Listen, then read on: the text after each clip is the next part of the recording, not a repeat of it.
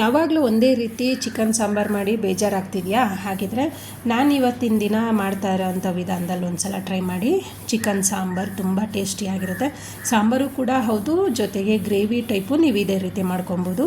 ತಡ ಮಾಡ್ತೀರಾ, video start ಮಾಡೋಣ ಬನ್ನಿ. ಚಿಕನ್ ಸಾಂಬಾರಿಗೆ ಮಸಾಲೆ ರೆಡಿ ಮಾಡ್ಕೊಳ್ಳೋದಕ್ಕೆ ನಾನಿಲ್ಲಿ ಮೊದಲು ಜಾರ್ಗೆ ಅರ್ಧ ಬೌಲ್ನಷ್ಟು ಕೊಬ್ಬರಿ ತುರಿ ಹಾಕ್ಕೊತಾ ಇದ್ದೀನಿ. ಅರ್ಧ ಬೌಲ್ಗೂ ಕಡಿಮೆ ಇದೆ. ನೀವಿಲ್ಲಿ ಕಾಯಿ ತುರಿ ಬೇಕಿದ್ರೆ ಹಾಕ್ಕೊಬೋದು. ಹಸಿ ಶುಂಠಿ ಸ್ವಲ್ಪ, ಚಕ್ಕೆ 3 ಪೀಸು, ಲವಂಗ 4, 1 ಬೆಳ್ಳುಳ್ಳಿ, ಹಾಗೆ ಚಿಕ್ಕದು 2 ಈರುಳ್ಳಿ, ಸ್ವಲ್ಪ ಕೊತ್ತಂಬರಿ ಸೊಪ್ಪನ್ನ ಆದಷ್ಟು ಕಡಿಮೆನೇ ಹಾಕ್ಕೊಳ್ಳಿ, ಯಾಕಂದರೆ ಸಾಂಬಾರು ಕಲರ್ ಚೇಂಜ್ ಆಗುತ್ತೆ. ಜೊತೆಗೆ ಕಡಲೆ 2 ಸ್ಪೂನು. ನೀವಿಲ್ಲಿ ಹುರುಗಡ್ಲೆ ಬದಲಿಗೆ ಗೋಡಂಬಿ ಬೇಕಾದರೆ ಹಾಕ್ಕೊಬೋದು.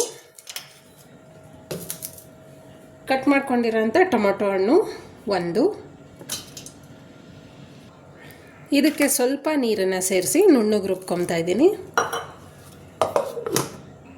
ರುಬ್ಬಿದಾಗಿದೆ ನೋಡಿ, ಈ ಥರ ಮಸಾಲೆನ ನುಣ್ಣಗೆ ರುಬ್ಕೊಬೇಕಾಗುತ್ತೆ. ನಾನಿಲ್ಲಿ ಅರ್ಧ kg ಚಿಕನ್ ಸಾಂಬಾರನ್ನ ಮಾಡ್ಕೊತಾ ಇದ್ದೀನಿ. ಹಾಗಾಗಿ ಬಾಣಲಿನಲ್ಲೇ ಮಾಡ್ಕೊತಾ ಇದ್ದೀನಿ. ಸ್ವಲ್ಪ ಎಣ್ಣೆನ ಹಾಕ್ಕೊತಾ ಇದ್ದೀನಿ. ಇದಕ್ಕೆ ಸ್ವಲ್ಪ ಅರಿಶಿನ ಪುಡಿ, ಜೊತೆಗೆ ಚಿಲ್ಲಿ ಪೌಡರ್ ಸ್ವಲ್ಪ ಹಾಕ್ಕೊಂಡು ಮಿಕ್ಸ್ ಮಾಡ್ಕೊತಾ ಇದ್ದೀನಿ.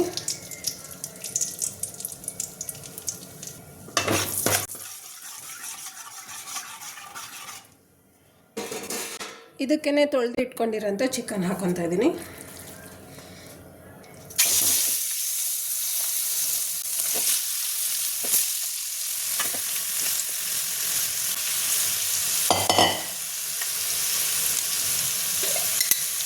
ಸ್ವಲ್ಪ ರುಚಿಗೆ ತಕ್ಕಷ್ಟು ಉಪ್ಪು ಹಾಕ್ಕೊತಾ ಇದ್ದೀನಿ ಚಿಕನ್ಗೋಸ್ಕರ.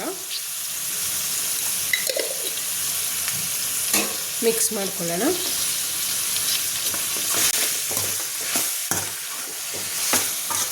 ನೀಟಾಗಿ ಮಿಕ್ಸ್ ಮಾಡ್ಕೊಳ್ಳಿ.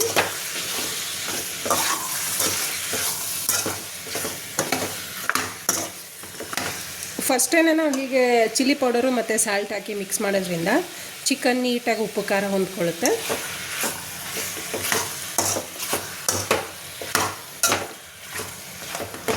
ಒಂದು 2 ರಿಂದ 3 ನಿಮಿಷ ತನಕ ಇದೇ ಥರ ಫ್ರೈ ಮಾಡ್ಕೊಳ್ಳಿ.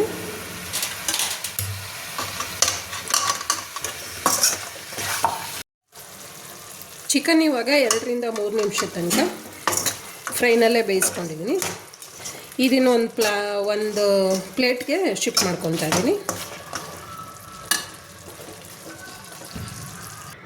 ಅದೇ ಪಾತ್ರೆಗೆ ಇನ್ನೊಂದು ಸ್ವಲ್ಪ ಎಣ್ಣೆ ಹಾಕ್ಕೊಳ್ತಾ ಇದ್ದೀನಿ. ಇದಕ್ಕೆ ಸ್ವಲ್ಪ ಸಣ್ಣಗೆ ಹೆಚ್ಚಿಟ್ಕೊಂಡಿರೋಂಥ ಈರುಳ್ಳಿ ಹಾಕ್ಕೊಳ್ತಾ ಇದ್ದೀನಿ.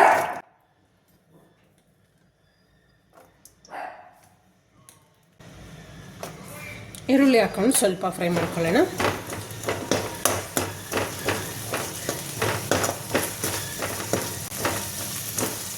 ಈರುಳ್ಳಿ ಫ್ರೈ ಆದಮೇಲೆ ರುಬ್ಬಿರೋ ಅಂಥ ಮಸಾಲ ಹಾಕ್ಕೊತಾ ಇದ್ದೀನಿ.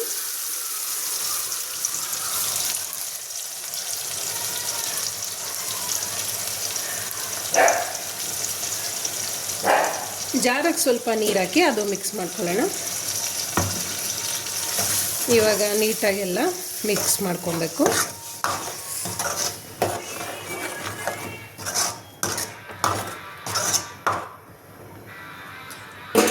ಇದಕ್ಕೆ ಗರಂ ಮಸಾಲ ಹಾಕ್ಕೊತಾ ಇದ್ದೀನಿ. ಸ್ಟವ್ನ ಸಿಮ್ಮಲ್ಲಿ ಇಟ್ಕೊಳ್ಳಿ, ಮಸಾಲೆ ಎಲ್ಲ ಹಾರುತ್ತೆ. 1 ಸ್ಪೂನು ಗರಂ ಮಸಾಲ ಹಾಕ್ಕೊಂಡಿದ್ದೀನಿ. ಜೊತೆಗೆ ಧನಿಯಾ ಪುಡಿ ಅರ್ಧ ಸ್ಪೂನಷ್ಟು, ಜೊತೆಗೆ ಚಿಲ್ಲಿ ಪೌಡ್ರ್ ಹಾಕ್ಕೊಳ್ಳೋಣ. ಖಾರಕ್ಕೆ ತಕ್ಕಂಗೆ ನಾನು 1.5 ಸ್ಪೂನ್ ಹಾಕ್ಕೊತಾ ಇದ್ದೀನಿ. ಮಿಕ್ಸ್ ಮಾಡ್ಕೊಳ್ಳೋಣ.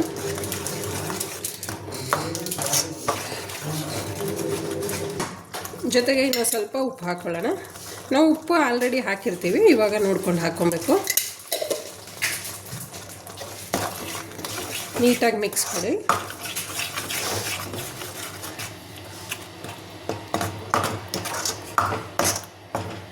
ಸ್ವಲ್ಪ ನೀರನ್ನ ಹಾಕ್ಕೊತೀನಿ ಮಸಾಲೆ ಬೇಯೋದಕ್ಕೆ.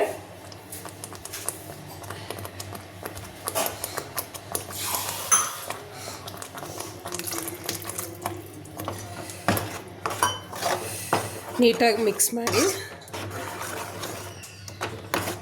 ಮಿಕ್ಸ್ ಆದಮೇಲೆ 6 ರಿಂದ 7 ನಿಮಿಷ ತನಕ ಮಸಾಲೆನ ಬೇಯಕ್ಕೆ ಬಿಡಬೇಕು. ಯಾಕಂದರೆ ಹಸಿ ಮಸಾಲೆ ಅಲ್ವಾ, ಹಾಗಾಗಿ ಸ್ವಲ್ಪ 5 ನಿಮಿಷ ತನಕ ಬೇಯಿಸ್ಕೊಳ್ಳಿ. ಮಸಾಲೆ ಕುದಿ ಬರ್ತಾ ಇದೆ. ಇವಾಗ ಎತ್ತಿಟ್ಕೊಂಡಿರೋ ಚಿಕನ್ನ ಮಿಕ್ಸ್ ಮಾಡ್ಕೊತಾ ಇದ್ದೀನಿ.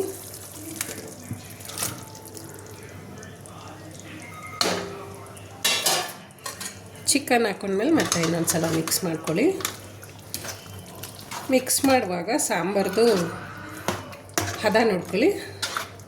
ಅಂದರೆ ತೆಳು ಮತ್ತು ಗಟ್ಟಿ ನೋಡಿಕೊಂಡು ನೀರು ಮಿಕ್ಸ್ ಮಾಡ್ಕೊಬೇಕಾಗತ್ತೆ. ನಾನು ಸ್ವಲ್ಪ ನೀರು ಮಿಕ್ಸ್ ಮಾಡ್ಕೊತಾ ಇದ್ದೀನಿ.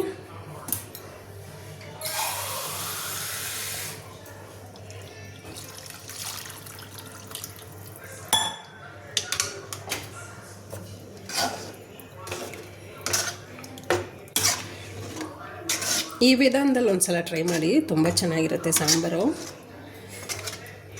ಯಾಕಂದರೆ ಟೊಮೊಟೊ ಹಣ್ಣೆಲ್ಲ ಹಾಕಿರೋದ್ರಿಂದ ರುಚಿ ಅಂತೂ ತುಂಬ ಚೆನ್ನಾಗಿರುತ್ತೆ. ಇಡ್ಲಿ, ದೋಸೆಗೆ, ಮುದ್ದೆಗೆ, ಚಪಾತಿಗೆ, ಪೂರಿಗೆ ಎಲ್ಲದಕ್ಕೂ ಸರಿ ಹೋಗುತ್ತೆ ಈ ಥರ ಚಿಕನ್ ಸಾಂಬಾರು. ಈಗ ಮಿಕ್ಸ್ ಆದಮೇಲೆ ಸ್ವಲ್ಪ ಹೊತ್ತು 2 ಕುದಿ ಬರಲಿಕ್ಕೆ ಬಿಡಬೇಕು. ಚಿಕನ್ನು ಆಲ್ರೆಡಿ ಸ್ವಲ್ಪ ಬೆಂದು ಇರುತ್ತೆ, ಇನ್ನೊಂದು ಸ್ವಲ್ಪ ಬೇಯಕ್ಕೆ ಬಿಡೋಣ. ಕುದಿ ಬರ್ತಾಯಿದೆ ಸಾಂಬಾರು.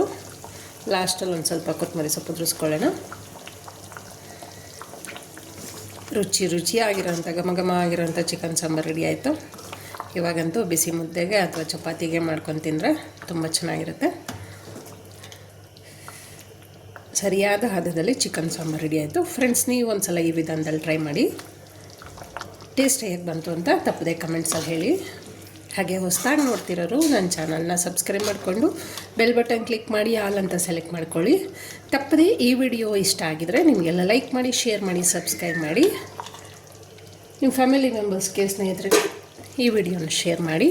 ಮತ್ತೆ ಮುಂದಿನ ವಿಡಿಯೋದಲ್ಲಿ ಸಿಗೋಣ. Thank you.